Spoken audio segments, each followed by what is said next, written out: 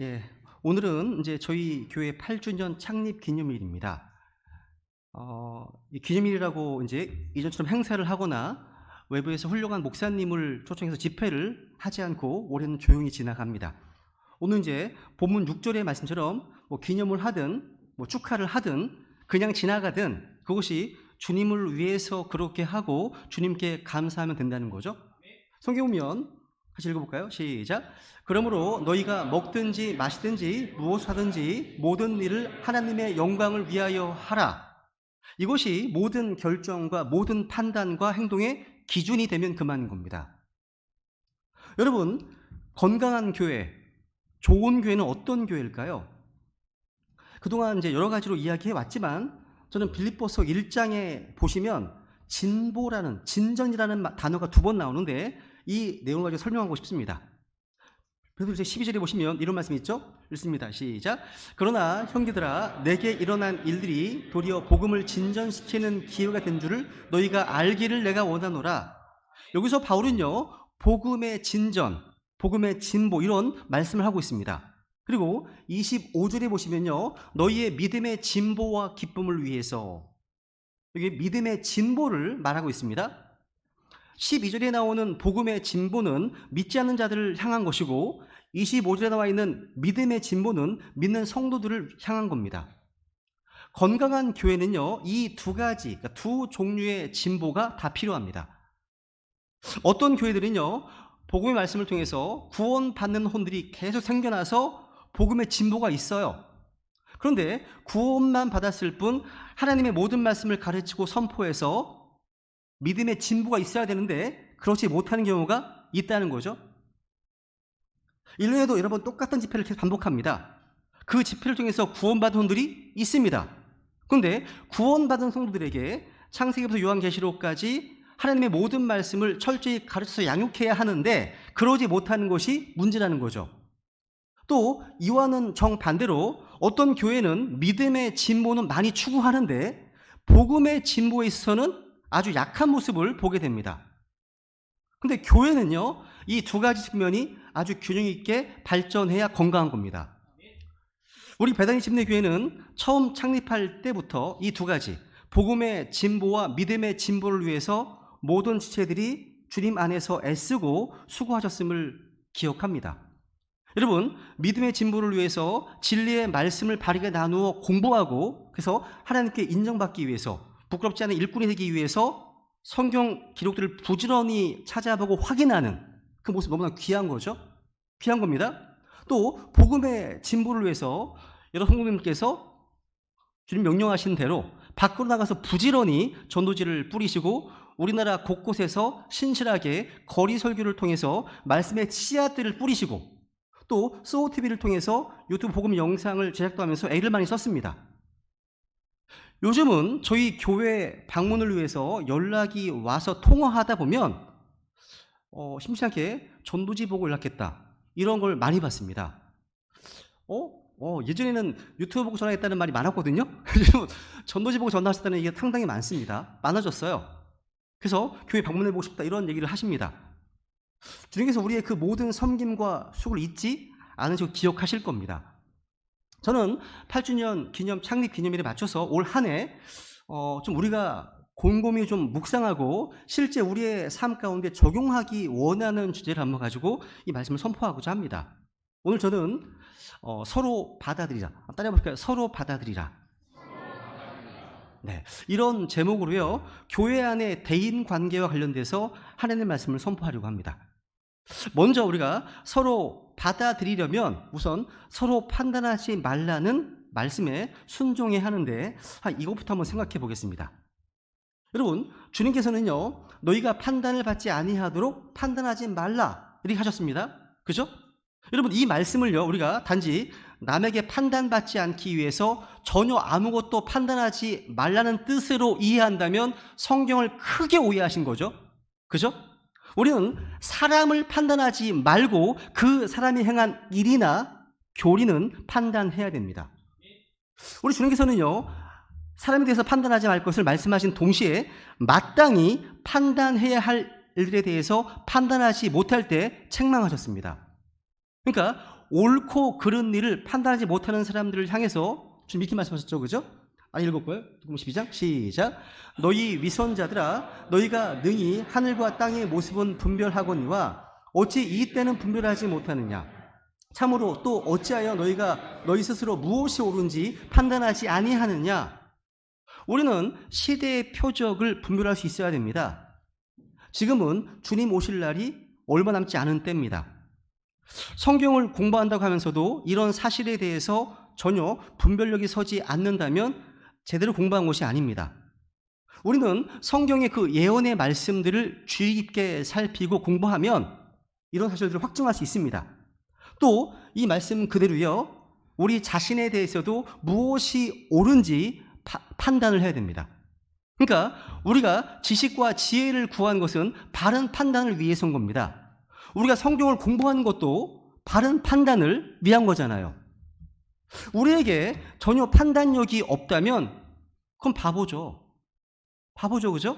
우리는 무엇이 옳은지 판단해야 됩니다. 옳고 그름을 판단해야 됩니다. 선과 악을 판단해야 됩니다. 영적인 것과 육신의 것들을 판단해야 됩니다.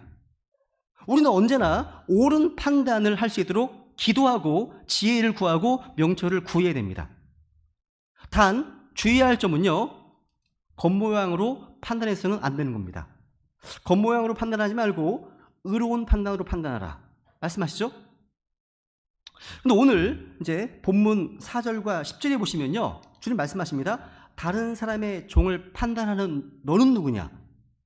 10절에서도 그런데 네가 어찌하여 내 형제를 판단하느냐 말씀하십니다.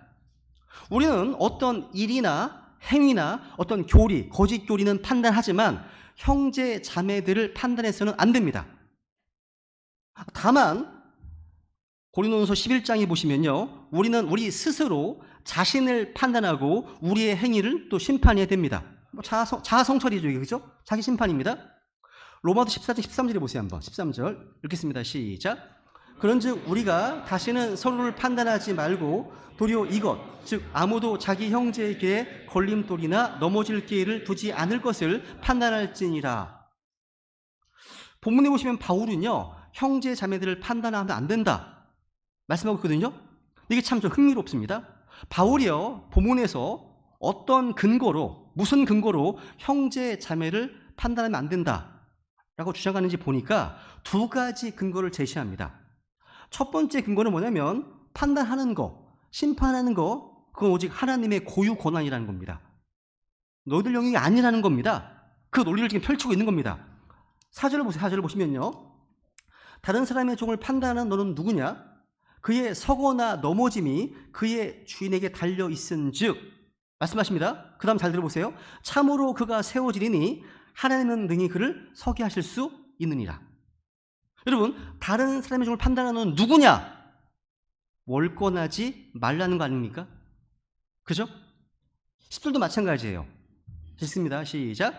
그런즉 내가 어찌하여 내 형제를 판단하느냐? 어찌하여 내 형제를 무시하느냐? 우리가 다 그리스도의 심판석 앞에 서리라.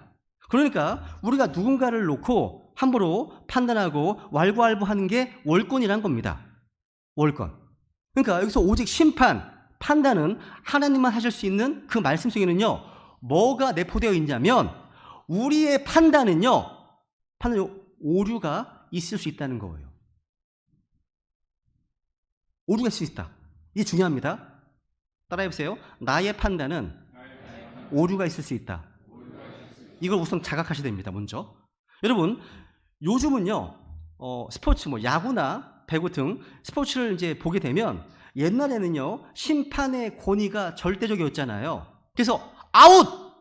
그러면요, 들기름이 날고 뛰어도요, 번복되는 건 거의 없습니다. 못 봤습니다. 못 봤어요? 근데 요즘은요, 기계가 좋아져 가지고 비디오 판독이 있어요. 판독이 있습니다. 그 심판이 자기 생각과 다르게 판정을 내리면 어떤 사인만 보내면 돼. 이 사인만 보내면 이게 비디오 판독 사인이래요, 이게요. 그럼 이제 이 기계를 가지고 아주 슬로우 모션으로 그 판단이 맞는지 판독하는데요. 제가 놀란 게 뭔지 아세요? 심판의 오심이 생각보다 많다는 거예요. 많습니다. 야구 경기에서 아웃이라고 했는데 사실은 세이브일 때가 많고요. 세이브이라고 했는데 사실 아웃일 때가 많다는 거죠. 제가 이런 것들을 보면서 제가 무슨 생각을 하는지 아십니까? 여러분, 이런 심판은요, 스포츠 경기 심판은 우리처럼 멀찍이서 보는 것도 아니에요. 바로 코앞에서 지금 봤잖아요. 코앞에서 심판들을 보고 있습니다. 그리고 심판들은요, 전문적인 훈련을 받은 사람들입니다. 아무나 심판하는 게 아니에요. 그 전문적인 훈련을 받은 전문가가 코앞에서 봤는데도 오류를 범할 수 있다면 하물며 우리냐고요. 그죠? 그래서 여러분, 제 마음에 어떤 사람에 대한 평가 또 비판 이런 게 나오면요, 제가 그것을 잠재우는 독백이 바로 4절 말씀입니다. 4절. 그의 서거나 넘어짐이 그의 주인에게 달려있다. 교회 안에서 다른 지체들에 대한 내 판단은 언제든지 오류가 있을 수 있고 틀릴 수 있다는 것, 이걸 자각하는 게 필요합니다. 그러면요, 두 번째로요, 바울이 형제 자매를 판단하면 안 된다. 그 근거로 뭐를 내세우냐면, 지금 그 심판은 하나님의 고유 권한이다 말씀 드렸잖아요. 그 고유 권한을 갖고 계신 하나님께서 그 사람을 리시브, 용납하셨다는 거예요. 하나님께서. 3절부터 다시 읽습니다. 시작. 먹는 자는 먹지 아니하는 자를 업신여기지 말고 먹는 자를 판단하지 말라. 하나님께서 그를 받으셨느니라. 업신여기지 말고 판단하지 말라. 왜 그렇습니까? 이는 나오죠? 하나님이 그를 받으셨기 때문에. 아니, 하나님은 괜찮다고 그러는데 왜 니들이 그러냐고 하는 겁니다. 지금 그런 뉘앙스예요. 지금 4절 보세요. 다른 사람의 종을 판단한 너는 누구냐? 그의 서거나 넘어짐이 그의 주인에 달려있으므로 참으로 그가 세워지리니 하나님께서 그를 세우게 하실 수 있느니라. 주님께서는요, 내가 다 생각하고 있어. 지금은 이렇게 미숙하지만 지금 내가 얘를 다루고 있는 중이거든. 공사 중이야. 근데 왜 섣부르게 너는 판단하고 있냐? 이런 얘기입니다. 지금. 또 로마서 요 보세요. 이 공사 중이죠. 위험 신호예요. 조심하셔야 됩니다. 모두가 공사 중인 거예요. 이게 딜레마죠. 같이 교제하고 싶은데 서로 찌르고 찌릅니다. 다 공사 중. 처치가 공사 중인 게 이 땅의 교회입니다. 아주 멋있죠. 그림이 딱 맞습니다. 다 공사 중에 있는 거지. 여러분들이 다 완벽한 분들이 계신 게 아닙니다. 여기 로마서 15장 7절 읽습니다. 시작. 이러므로 그리스도께서 하나님의 영광을 위해 우리를 받아들이신 것 같이 너희도 서로를 받아들이라. 여러분, 예수 그리스도께서 우리의 죄와 연약함을 모두 받아주셨잖아요. 이렇게 받아주셨기 때문에 그것으로서 이렇게 대인관계에 서로 용납하고 용서하고 받아들이라는 겁니다. 여러분, 오늘날 교회에서 사람에게 상처받는 분들이 너무나 많습니다. 가끔 이제 예수님을 믿은 지 얼마 안 되신 분들로부터 연락을 받게 될 때가 있어요. 저에게 성도님들은 아닌데, 그러니까 전화상으로요 상담을 해줘야 할 때가 있어요. 너무 좀 힘들어 하시는 분 계시면요. 이런 얘기들을 많이 해요. 그분 표현 그대로 해볼게요. 목사님, 제가 교회 다녀보니까 그 교회 다니는 거 생각보다 힘들더군요. 교회에 와보니까 이상한 사람들이 생각보다 너무 많다는 거예요. 자기도 이상하면서. 그래서 교회에 와서 자기가 상처를 많이 받는다고 그런 얘기를 하는 겁니다. 전 들어줍니다. 그럼 제가 이제 약간 변명 삼아 해주는 그런 이야기가, 이 땅에 있는 지상교회는 완전히 성화된 사람들이 모이는 곳이 아니라 아직 성화가 덜 된 연약한 사람들이 모이는 곳이다 보니까 그분 표현에 진상 성도가 많은 거라고 이해하라고. 제가 이렇게 얘기하면 이해하라고. 이렇게 얘기할 수밖에 없어요. 그러면서 제가 교회는 영적인 병원이라고, 우리가 병원에 가서 환자들이 많은 것 때문에 이상하다 생각하지 않잖아요. 이 지상교회는요 영적으로 병원과 같은 겁니다. 그래서 이상한 사람들이 모여드는 거 당연한 거예요. 여러보세요. 옆 사람 보시면서 우리 당연합니다. 당연한 겁니다. 여보세요. 당연하다는 거예요, 여러분요. 그러니까 조금씩 성화되어 가는 거라고 이렇게 설명을 하거든요. 사실 그런 면에서 보면요, 교회가 완벽한 사람들이 모여 있어서 좋아하는 거는 교회가 아닙니다. 아니에요. 교회는 이런저런 불완전하고 미숙한 사람이 모여 있지만 그런 사람들을 리시브, 용납하고 받아주는 훈련도 하고 깨워지고 부서지는 거죠. 이게 교회가 보여줄 중요한 모습이라고 저는 믿습니다. 그래서 오늘 본문에 보시면요, 서로 받아들이라 이렇게 지금 명령하시는 겁니다. 하나님 명령이에요. 서로 받아들이라. 명령입니다. 여러분, 오늘 본문 말씀은요, 그 배경을 조금 이제 아시면 이해하기 쉽습니다. 이 당시 로마 교회는요, 이질적인 두 그룹의 크리스찬으로 구성됐던 교회였습니다. 한 그룹은요, 유대인 성도들이었고요, 다른 한 그룹은 이방인 성도들이었습니다. 이게 왜 문제가 되는가 하면요, 유대교를 배경으로 자란 유대인 성도들은요, 예수님을 영접하고 나서도 어릴 때부터 몸에 익숙하던 그런 특정한 음식, 특정한 날을 지키는 것을 굉장히 중요하게 생각하는 이런 성도들이었거든요. 또 그런가 하면 유대교를 배경으로 하지 않던 이방인 성도들 입장에서는요, 그 유대인 크리스찬들이 이해가 안 가는 겁니다. 아니, 갈보리 십자가의 피로 구원받았으면 그런 옛 습관들은 다 벗어버려야 하는데 왜 끊지 못하냐고 이렇게 나가는 거죠. 그러니까 이런 것들이 자꾸 분쟁을 일으키고 또 어려움을 겪게 만드는 그런 배경을 본문은 보여주는 겁니다. 근데 바울은요, 이런 상황에 놓이는 로마 교회를 향해서 1절에서 단정적으로 선포합니다. 받아들이라고요. 선포합니다. 그리고 15장 7절, 너희도 서로를 받아들이라. 지금 계속 반복사하는 말씀이 뭐죠? 너희가 받아들이되, 또 너희도 서로를 받아들이라. 하나님의 명령입니다. 우리 구원받은 성도들이요, 교회 안에서 이렇게 받아들여지고 또 용납되고 수용되어진다는 것은요, 제가 상상을 해도요, 아름다운 모습입니다.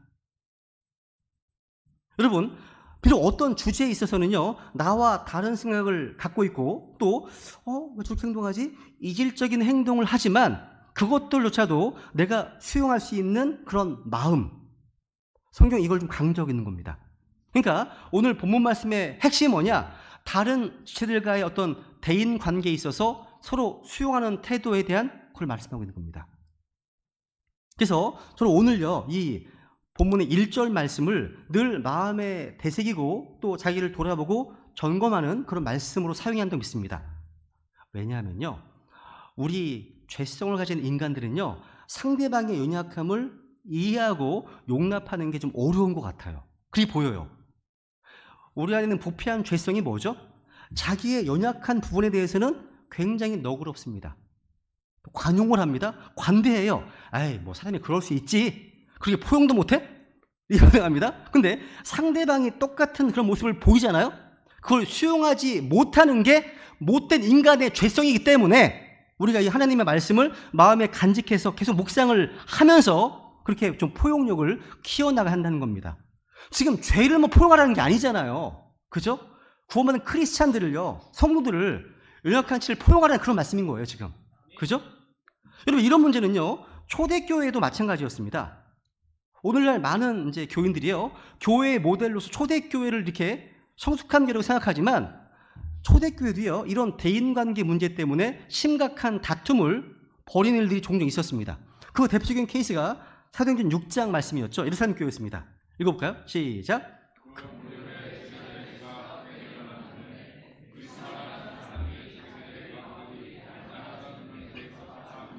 히브리 사람들에게 불평을 떠들이니라. 이 말씀 보니까 그렇지, 수가 늘어나는 게 좋은 게 아니야. 수가 늘어나니까 항상 문제가 터져. 이게요. 저 개인적으로 미용실 있을 때 너무 좋았어요. 한 30명도 안 했을 때 너무 사랑이 뜨거웠거든요. 네? 여러분, 지금 여기 읽어보시면 갈등의 불씨가 뭔지 금방 이해할 수 있잖아요. 어떤 상황인지 아시겠죠? 팔이 안으로 굽는 거예요. 그런 얘기입니다. 지금 이런 비슷한 갈등이요, 갈라디아 교회에도 있었고요, 또 고린도 교회에도 있었는데 고린도 교회는 상당히 심각했습니다. 여러분, 고린도 교회는요, 다툼과 분쟁이 많은 대표적인 교회 아닙니까? 그래서 한번 읽어볼게요. 11절 12절 1장 11장 11절 12절 읽습니다. 시작. 내 형제들아, 글로의 집안에 속한 자들을 통해 너희에 관한 일, 곧 너희 가운데 다툼이 있음을 내가 밝히 알게 되었노라. 이제 내가 이것을 말하노니 곧 너희가 각각 이르기를 나는 바울에게, 나는 아볼로에게, 나는 게바에게, 나는 그리스도께 속하였다 하는도다. 아니, 어떻게 이런 훌륭한 영적 리더들을 모시고 사는 이게 분쟁의 도구가 누가 알았겠냐고요, 그죠? 우리는요, 틈만 나면 갈라지고, 틈만 나면 분쟁하고, 틈만 나면 자기가 옳고, 너는 틀렸고, 그렇기 때문에 우리는 서로 받아들이라. 이 말씀이요, 우리 마음속에 새겨 있어야 되는 겁니다. 이 말씀이요. 여러분, 로마서 14장 1절, 2절, 3절 쭉 읽겠습니다. 지금 시작. 믿음이 약한 자를 너희가 받아들이되 의심에 찬 논쟁은 하지 말라. 어떤 사람은 자기가 모든 것을 먹을 수 있다고 믿고 다른 사람은 약하여 채소를 먹느니라. 먹는 자는 먹지 않는 자를 업신여기지 말고 먹지 아니하는 자는 먹는 자를 판단하지 말라. 하나님께서 그를 받으셨느니라. 이 말씀은요, 어떤 특정한 사람들에게 하시는 말씀이 아니죠. 교회 안에 모든 사람들에게 하는 얘기입니다. 특별히 이 3절 말씀은요, 우리 신약 교회가 진짜로 마음에 담아야 되는 말씀입니다. 오늘날 현실 가운데 판단과 비방이 얼마나 많습니까? 여러분, 교회 안에 보수적인 색깔을 가지고 있는 성도가 있을 수 있고요, 진보적인 색깔을 가지고 있는 성도들이 있을 수가 있습니다. 목회자 모임에서도요, 교제하다가 정치 얘기가 나오면 서로 다투고 싸우는 것을 목격합니다. 여러분, 이전에 제가 어떤 교회 인터넷 게시판에서요, 정치적인 이념과 관련돼서 논쟁하는 것을 본 적이 있어요. 저는 그 글들을 보면서 마음이 편하지 않았습니다. 여러분, 자신이 옳다는 것들을요, 너무나 논리 정연하게 설명하는 그게 전 좀 슬프더라고요. 무슨 얘기냐면, 그렇게 자기 주장을 일목요연하게 잘 설명하는 분들이 어떻게 자기 생각과 다른 구원받은 크리스찬들을 무시하지 말고 업신여기지 말고 그를 받아들이라, 수용하라, 이 하나님의 말씀 모르고 계시냐는 말이죠. 전 그게 이해가 안 갑니다. 여러분, 이게 남편과 아내, 부부관계도 마찬가지예요. 자기 배우자에 대해서 당신은 이게 틀렸고 저게 틀렸고 이것 때문에 애들이 이게 문제고 너무너무 날카롭게 상대방의 약점을 잘하는 그 사람이 뭐가 문제인지 아세요? 더 큰 문제가 있습니다. 하나님의 관점으로는요, 방금 자기가 지적했던 그 배우자의 모든 약점을 다 합친 것보다도 그 상대방의 연약함을 받아주지 못하고 포용해주지 못하는 그 모습이 어리석고 미숙하다고 말씀하시는 겁니다. 오늘 이 3절 1말씀은요, 우리 모두가 들어야 될 말씀입니다. 다시 읽습니다. 시작. 먹는 자는 먹지 아니하는 자를 업신여기지 말고 먹지 아니하는 자는 먹는 자를 판단하지 말라. 하나님께서 그를 받으셨느니라. 제가 오늘 살펴보려고 하는 포인트가 하나 더 있습니다. 그게 뭐냐면, 지금 바울이 로마서 14장 1절부터 15장 1일까지 긴 내용의 말씀의 주제는 뭐냐? 강한 자와 약한 자를 서로 용납하고 받아들이는 문제, 즉 교회 안에서의 대인관계 문제를 피력하고 있습니다. 그러니까 그 내용이 뭐냐면, 나를 지키는 문제, 또 음식 먹는 문제입니다. 그러니까 우리의 일상생활 속에서 경험할 수 있는 그런 소소한 먹는 문제, 또 나를 중요하게 여기는 문제, 이런 것과 관련돼서 대인관계를 설명하고 있습니다. 그런데 갑자기 7절, 8절, 9절에 와가지고 구원의 복음이라고 하는 아주 거대한 담론을 지금 이야기하고 있어요. 이게 좀 계속 읽다 보니까 뭔가 흐름에 맞지 않는, 그게 보여요, 저에게는요. 그러니까 지금 소소한 대인관계를 피력하다가 갑자기 좀 생뚱맞은 느낌이 들었습니다. 개인적으로는요. 들었습니다? 여러분, 지금 로마서 1장부터 11장까지의 거대한 복음에 대한 지금 메시지를 전하고 있는 거 아닙니까? 그죠? 그러니까 바로 앞에서 먹는 문제, 날 지키는 문제, 이런 소소한 대인관계 문제를 이야기하다가 갑자기 이런 아주 위대한 주제가 나와요. 한번 생각해 봤습니다. 그런데 참 중요한 포인트가 하나 있습니다. 지금 바울이요, 너와 나의 대인관계, 뭐 먹는지, 또 어떤 날 지키느냐 문제, 이런 거를 피력하다가 왜 이런 십자가와 구원의 거대한 말씀을 우리에게 계시하고 있을까요? 이것은요, 대인관계에서도 이 7절, 8절, 9절의 이 말씀이 늘 마음속에 되뇌어져야 한다는 것을 보여주는 겁니다. 즉 대인관계에서도요, 이 십자가, 우리를 구원해 주신 하나님의 은혜가 개입을 해야 한다는 겁니다. 그래서 저는요, 교회 안에서의 대인 관계에서 서로 받아들이기 위해서 꼭 기억해야 할 두 가지를 한번 볼 수 있는데요. 첫 번째는 뭐냐? 본질적인 생각으로 상대방을 바라봐야 한다는 겁니다. 이게 무슨 얘기냐면요. 무슨 생각으로요? 본질적인 생각으로. 이 말씀을 읽어보시면요, 대수롭지 않은 문제나 논쟁들, 즉 하나님께서 명하시도 또 그렇다고 금하시도 않은 행동들이 있잖아요. 이것은 실행을 해도 그만, 또 하지 않아도 죄가 되지 않는 그런 소수한 문제들이 많이 있어요. 그러니까 본질이 아닌 것들이죠. 그죠? 그래서 오늘 본문의 2절 말씀, 이것이 그런 겁니다. 그런 문제예요. 먹는 문제는 본질의 문제가 아니에요. 떡을 먹든 빵을 먹든 라면 먹든 본질의 문제가 아니잖아요. 그죠? 유대교 출신의 어떤 성도가 이제 구원받고 나서 예전의 습관대로 음식을 가려 먹어도 that's okay. 괜찮다는 거예요. 괜찮다는 겁니다. 그게 왜 괜찮습니까? 그래서 3절. 하나님께서 그를 받으셨기 때문에. 괜찮다는 겁니다, 지금. 왜 그런 문제로 상대방을 업신여기거나 판단하지 말아야 합니까? 하나님께서 그를 받으셨기 때문에. 이겁니다. 그죠?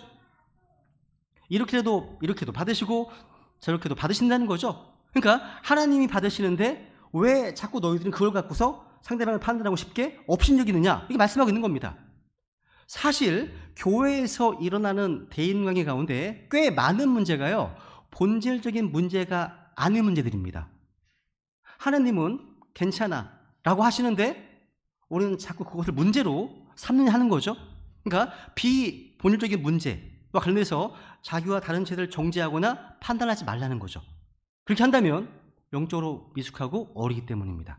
그러니까 믿음이 성숙하다면 여유 있게 반응하게 됩니다. 그럴 수도 있지. 여러분, 제가 교회사에 보면요, 이렇게 소소한 문제와 관련돼서 이런 걸 집착하는 거에 관련돼서 우스꽝스러운 이야기들이 많이 있습니다. 그 중에 이제 그리스 정교회의 사제들 이야기가 있어요. 그 당시 나라가 위태위태한데요, 사제들이요, 한가하게 노닥거리던 논쟁이 뭔지 아세요? 몇 가지만 이런 겁니다. 천사가 바늘 끝에 올라설 수 있느냐 없느냐. 이게 진짜 엄청 논쟁이 있었습니다. 이게요, 진짜요. 아니, 천사가 바늘 끝에 올라설 수 있으면 어떻고 못 올라서면 어떻습니까? 또 어떤 정신 나간 천사가 바늘 끝에 올라가 있겠냐고요. 이게 뭐 중요합니까 이게요? 그죠? 이런 가지 논쟁하는 겁니다 지금. 또 이런 거 있습니다. 거룩한 성수, 침대주는 머리 거룩한 성수인가 봐요. 거룩한 성수에 파리가 빠져 죽었는데 그 파리가 거룩해진 거냐, 성수가 더러워진 거냐, 이런 논쟁이에요. 이 교회에서 나오는 실제 논쟁입니다. 아니, 파리가 못 빠지도록 성수를 잘 덮어두고 뚜껑 덮어두고 있으면 되는 거잖아요. 이런 거 가지고 싸운다는 거예요. 결국 그 나라가 몰락해 가고 있는데 이런 쓰잘데없는 거 시간을 논쟁하다가 시간을 다 보내버리는 거죠. 나중에 나라가 다 뒤집어지고 이 사제들을 다 죽임을 당하는 그런 역사가 나와요. 이런 면에서 오늘 라오디게아 교회들 안에는요, 이런 말도 안 되는 하나님 보시기에 비본질적인 것들을 지금 되게 중요하게 여긴다는 거예요. 지금 이게요. 아니, 우리가 경배자로 하나님 앞에 영과 진리로 서는 게 정말 중요한 본질 아니에요? 중요한 문제잖아요. 그런데 우리는 서로를 향해서 이런 소소한 문제를 가지고서 서로 판단하고 서로 받아들이지 못한다는 거죠. 그래서 성경은요, 우리가 상대방을 바라볼 때 좀 더 본질적인 그 중심으로 상대방을 바라보자는 겁니다. 그러면 두 번째로 대인관계 있어요. 기억할 게 하나가 더 있습니다. 좀 더 넓은 시각으로 상대방을 바라보자는 겁니다. 따라해 보실까요? 넓은 시각으로 상대방을 바라보자. think big이에요. 크게 생각하자는 얘기예요. 크게 생각하자, 이거거든요. 여러분, 이런 말 들어보셨어요? 독수리가 새의 왕이 될 수 있는 이유는요, 다른 참새 같은 것들이 없는 넓은 시야를 확보했기 때문이다라는 말이 있어요. 넓은 시야. 저는 이 말씀 참 좋아요. 독수리가요, 날카로운 부리가 있고 날카로운 발톱도 있고 다 좋습니다. 그죠? 근데 독수리가 새의 왕이 될 수 있는 이유는요, 참새가 못 가진 넓은 시야라는 겁니다. 넓은 시야가 필요해요. 여러분은 어떤 시야를 갖고 계십니까? 너무 좁아져 계시지 않으세요? 여러분? 저는요, 저와 좀 너무 이질적인 누군가 만나잖아요. 그럼 스스로 또 마음속으로 이야기를 합니다. 가끔씩. 좀 크게 보자. 넓게 생각하자. 이런 스스로 독백을 하는 거예요, 이게. 그러니까 또 누군가 무슨 실수를 하면 제 마음에서 사람이 실수할 수 있지. 뭐 그 갖고 가지고 내가 이 사람에게 편견이나 선입견을 갖지 말자. 좀 크게 생각하자. 이렇게 독백합니다. 또 어떤 성도가 아무것도 아닌 걸 가지고 저한테 막 시비를 걸어올 때 크게 생각하자. 이걸 시시비비로 그 사람에게 다가가지 말고 이분이 그 이전 교회에서 그 목사님한테 상처를 많이 받았나 보다. 그래서 나 같은 목사를 불신하나 보다. 그러면서 이렇게 수용해 주면서 받아주는 게 좀 싱크빅 아닙니까? 그래서 그렇게 생각하는 거죠. 지금 바울이요, 대인관계에서요, 뭐 나를 지키는 문제, 뭐 먹고 안 먹는 문제, 이걸 다루다가 왜 주님의 십자가로 구원받은 또 우리 주님의 영광을 돌려하는 그 내용을 7절, 8절, 9절에서 왜 말씀하고 있을까요? 9절 읽습니다. 시작. 이 목적을 위해 그리스도께서 죽으시고 일어나사 다시 살아나셨으니 이것은 그분께서 죽은 자와 산 자의 주가 되게 하려 하십니다. 말씀하시네요. 그러니까 그 사람의 행동에만 집중하지 말고 그 사람이 주님의 십자가로 구원을 받은 그 큰 그림으로 상대방을 바라보라는 겁니다. 15절의 5절. 15절 보세요. 그러나 만일 내 음식물로 인해 내 형제가 근심하게 되면 이제 네가 사랑으로 걷지 아니하나니, 그 다음 무서운 말씀이 나옵니다. 내 음식물로 그 사람을 망하게 하지 말라. 그를 위해 그리스도께서 죽으셨느니라. 저는 이 말씀을 통해서요, 우리는 크게 생각하라는 말이 무슨 말인지 좀 이해하시겠죠? 그죠? 여러분, 14장 본문 앞에서 비록 먹는 문제, 나를 지키는 문제, 이런 것들은 서로 생각이 좀 다를 수 있습니다. 근데 근원적으로 8절에 보시면요, 읽습니다. 시작.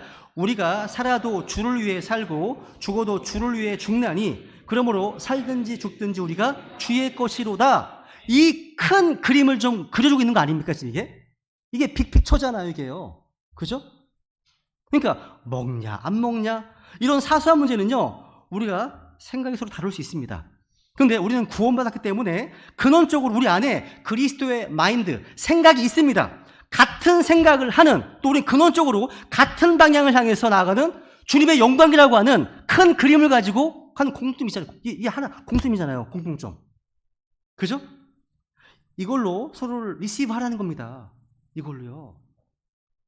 아니, 우리 구원받은 성도들이요, 뭐 쪼잔하게 뭐 외모나 겉모습 갖고 사람 평가하지 말고, 또 이런 것도 좀 듣습니다. 뭐 전라도냐, 뭐 경상도냐, 뭐 이따위 이런 걸 가지고서 사람 평가하지 않고 나는 보수고 저 사람은 진보로서, 비록 접근하는 방식은 다르지만 이런 것 때문에 나는 평가하지 않는 그런 크리스찬들의 모습을 좀 보여줘야 하지 않겠습니까?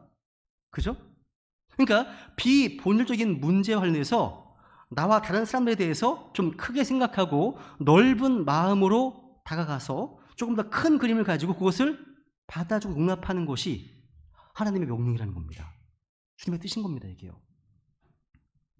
제가 이것을요, 축구로 예를 들어 볼게요. 자꾸 이렇게 좁아지는 생각으로 들어가면요, 여러분 국내에는요 K리그가 있습니다. 예를 들면 수원에 있는 프로 축구팀하고요, 서울에 있는 축구팀이 서로 라이벌이라고 하네요. 전 잘 몰라요. 근데 지금 수원을 응원하는 팀들은요, 서울에 있는 축구팀의 아주 에이스, 그런 골 잘 넣는 어떤 누군가 선수가 부상을 당하면, 라이벌이잖아요. 다치면요 기분 되게 좋아합니다. 기분 되게 좋아요. 야, 저희가 안 나오겠다, 찬스다, 이 편을 막 가르잖아요. 그죠? 이렇게 국내 리그만 보다가 이제 월드컵이 시작하게 되면 여기에 수원이 어디 있고 서울이 어디 있습니까? 모두가 다 대한민국 국가대표 선수로서 한 사람도 다치지 않기를 바라고 모두가 다 좋은 컨디션으로 자라기를 응원하는 태도가 확 바뀌어지지 않습니까? 다 바뀌잖아요. 당연하잖아요. 혹시 여러분은 지금 국내 프로리그 응원하는 정도로 편을 갈라서 축구를 보듯이 신앙생활 하고 계시지 않으십니까? 아니면 좀 더 큰 생각으로요, 모두가 다 우리 대한민국을 응원해야 한다는 그런 넓은 마음으로 상대방을 바라보고 계십니까? 그런데 부끄럽게도요, 제 눈에는요 전자가 더 많아 보여요. 더 많아 보여요. 제가 지난주 오후 시간에요, 형님들과 교제하면서 그런 얘기도 했어요. 교회 음악에 관해 이야기하면서 우리 성경 신자들 사이에서 음악에 대해서 아주 엄격한 그룹들이 있고 조금 리버럴한 그룹이 있다. 모두가 킹덤 성경을 믿고 있고 성경대로 실행하는 독립신대 교회들인데 서로 다른 부분들이 있다고요. 제가 존경하는 어떤 목사님은요, 자신이 기타를 치면서 컨트리송을 부르는 것을 녹음해서 선물로 보내주기도 했습니다. 실제로요. 그러니까 뭐냐면 음악에 대한 성경적 입장과 교리를 들어보면 그렇게 볼 수 있는 여자가 있겠네, 뭐 그런 게 있다는 거예요. 저는 그분들이 왜 그렇게 가르치는지 제가 알고 있으니까 저는 여유 있게 반응할 수는 있습니다. 이게 약간 차이가 있다는 거예요. 이런 것들 가지고 싸울 필요 없다는 거예요. 이게요. 교회는 피아노만 쳐야 돼, 기타 치면 안 돼, 뭐 이런 거 있거든요. 교회는 북 치면 안 돼. 성경에 작은 목 큰 목 나오잖아요. 여러 가지 이견이 있을 수 있는 거예요. 그죠? 그러니까 논쟁이 될 만한 주제들 가운데 우리가 알고 있는 진리는 전부가 아닐 수 있다는 거. 그런 것들을 진리 사수라고 해서 싸우고 핏대를 세우면서 논쟁하는 건 아니라는 겁니다. 물론 우리 교회 안에서 복음을 훼손시키시거나 성경적 교리들과 관련돼서 그것을 왜곡시키고 거짓 교리 이야기한다면 단호한 취해야죠. 그죠? 근데 좀 논쟁될 수 있는 주제들, 여러 관점으로 볼 수 있는 주제들 관련해서는 좀 여유를 가지시라는 얘기죠. 오늘 본문도 보시면요, 특이한 게 뭔지 아세요? 6절부터 8절에 보시면 위에 이런 말이 6번 반복, 6번 다 줄을 위해 반복됩니다. 한번 우리 이걸 세 보시면 읽어볼게요. 한번 시작. 나를 중히 여기는 자도 주를 위해 중히 여기고 나를 중히 여기지 아니하는 자도 주를 위해 중히 여기지 아니하며 먹는 자도 주를 위해 먹나니 이는 그가 하나님께 감사드리기 때문이라. 먹지 아니한 자도 주를 위해 먹지 아니하며 또한 하나님께 감사드리느니라. 우리 중에 아무도 자기를 위해 살지 아니하고 또 아무도 자기를 위해 죽지 아니하는도다. 우리가 살아도 주를 위해 살고 죽어도 주를 위해 죽나니 그러므로 살든지 죽든지 우리가 주의 것이로다. 지금 대인관계 이야기하다가 생뚱맞게 주를 위해 이걸 왜 강조하고 있을까요? 뭘 강조하는 걸까요? 여러분, 우리 삶의 목적이요, 하나님 중심으로 바뀌게 되면 그 주님 보시는 관점으로 상대방을 볼 수 있게 되는 겁니다. 여러분, 탕자의 비유에서요, 큰아들이요, 이제 가출하고 돌아왔던 그 못된 동생을 왜 용납해 주어야 됩니까? 왜? 그렇죠. 이유가 딱 하나입니다. 여기 손에 오시면 읽어볼까요? 시작. 그리고 살찐 송아지를 여리고 끌어와 잡으라. 우리가 먹고 즐기자. 이 내 아들은 죽었다가 다시 살아났으며 그를 잃어버렸다가 찾아노라 하니 그들이 즐거워하기 시작하더라 되어 있죠. 그들이 즐거워했던 이유는 딱 하나입니다. 아버지가 기뻐하시니까요. 아버지가 즐거워하시니까요. 그 동생을 큰아들이 용납하는 이유가 뭡니까? 아버지가 그것을 기뻐하시기 때문에. 성경에 그 큰아들은 뭘 자랑합니까? 나는 아버지 많이 도와드렸다고, 순종했다고. 큰아들이 뭘 모릅니까? 아버지를 하는 것보다 더 중요한 것은요, 아버지의 마음을 헤아려 드리는 겁니다. 부부가 왜 잘 지내야 되는지 아십니까? 그걸 아버지가 기뻐하세요. 그걸. 우리 베다니 가족들이 왜 화목해 하냐고요? 아버지가 기뻐하시니까요. 제가 결론을 맺으면서요, 저는 바울의 너무나 귀한 모습 하나를 좀 소개해드리고 말씀을 마무리하겠습니다. 빌립보서 1장에 보시면요, 그 당시 바울을 괴롭게 하는 외부의 사람들이 많았는데요, 바울을 괴롭히는 게 외부의 적만이 아니었어요. 놀랍게도 같이 복음을 전하는 동역자들 가운데 그런 사람들이 있었다는 겁니다. 많았습니다. 그게 얼마나 괴로웠던지 한번 읽어보세요. 읽습니다. 시작. 참으로 어떤 이들은 심지어 시기와 다툼으로 그리스도를 선포하고 또는 저들은 내가 결박당한 일에 고통을 더할 줄로 생각하여 성실하지 않게 다툼으로 그리스도를 선포하나 이들은 내가 복음을 변호하기 위해 세워진 줄 알고 사랑으로 하느니라. 이게 어떤 상황인지 아시겠죠? 여러분, 스님이 저를 비방을 합니다. 천주교 어떤 신자들이, 천주교 신부님이 저를 공격한다고 해봐요. 저는 상처 거의 안 받습니다. 안 받습니다. 진짜 상처가 뭐냐? 같은 믿음의 동료 지체들이, 같은 믿음의 목회자들이 저를 비난하고 손가락질하면 마음이 상당히 아픕니다. 바울이 지금 그 얘기를 하고 있는 거예요. 그런데 놀랍게도요, 이런 상황에서 바울이 어떠한 결론을 내리는지 아세요? 18절 읽습니다. 시작. 그러면 무엇이냐? 그럼에도 불구하고 거칠애로 하든지 진실로 하든지 모든 방법으로 그리스도께서 선포되시나니 이로써 나는 기뻐하고 또 참으로 기뻐하리라. 그러니까 복음을 전하기 위해서요, 그러니까 바울을 라이벌로 생각해가지고 복음을 전하기 위해서 이렇게 저렇게 혈안이 된다 하더라도 그게 바울은 괴롭지만 그럼에도 불구하고 그렇게라도 해서 복음이 전해지고 주님께서 영광 받으신다면 나는 기뻐할 수 있다는 겁니다. 오늘 우리 안의 대인관계에서도 이러한 믿음이 회복되기를 원합니다.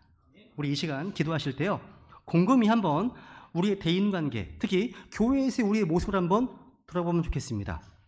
우리 기도하실 때 저희들의 미숙함 때문에 정말 아무것도 아닌 문제를 가지고 다른 사람들을 판단하고 정죄하고 그랬는데 알고 봤더니 이래도 되고 저래도 되는 그런 문제가 대부분이었다면 지금 기도하시기 원합니다.